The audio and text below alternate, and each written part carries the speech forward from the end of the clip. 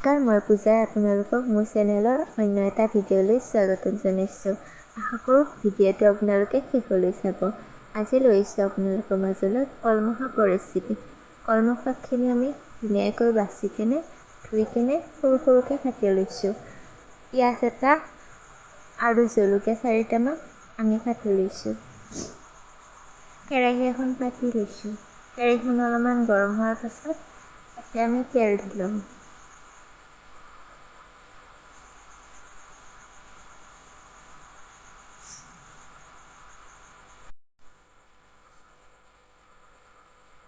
তেলখিনি অলপমান গৰম হোৱাৰ পাছত আমি ইয়াতে কাটি থোৱা পিঁয়াজ আৰু জলকীয়াখিনি তেলত দি ল'ম।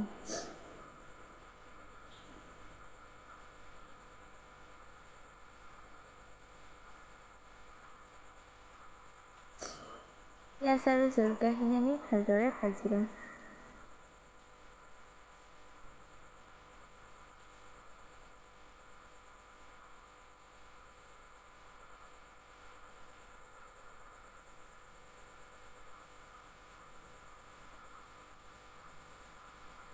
পিঁয়াজ আৰু জলকীয়াখিনি ভাজা যোৱাৰ পাছত আমি ইয়াতে কাটি থোৱা কলমৌ শাকখিনি দি ল'ম।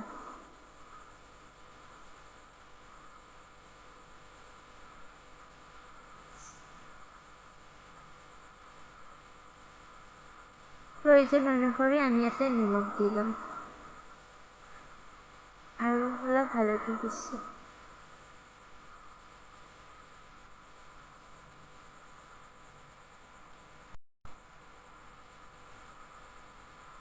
আমি গোটেইখিনি ভালকৈ মিহলাই ল'ম।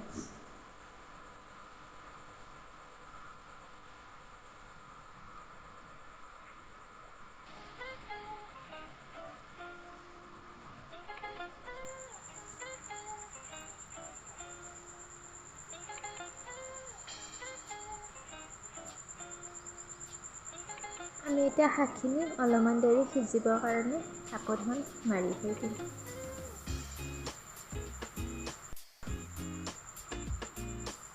কিছু সময়ৰ পাছত আমি ঢাকনখন খুলি কিনে শাকখিনি এবাৰ লৰাই দিম।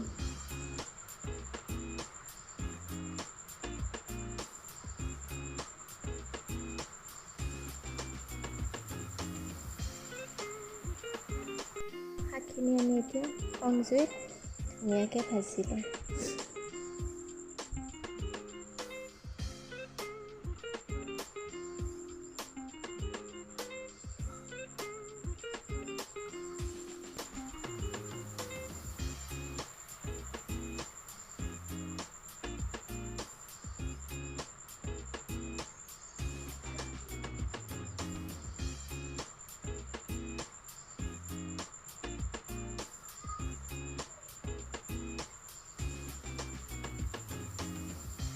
কলমৌ শাকৰ ভাজি হ'লেহি প্ৰায়। আপোনালোকে কলমৌ শাক এনেদৰে ভাজি খাইনে জনাবচোন, আৰু যদি খাই পোৱা নাই তেতিয়াহ'লে এনেদৰে ভাজি খাব। আপোনালোকে খাই নিশ্চয় ভাল পাব।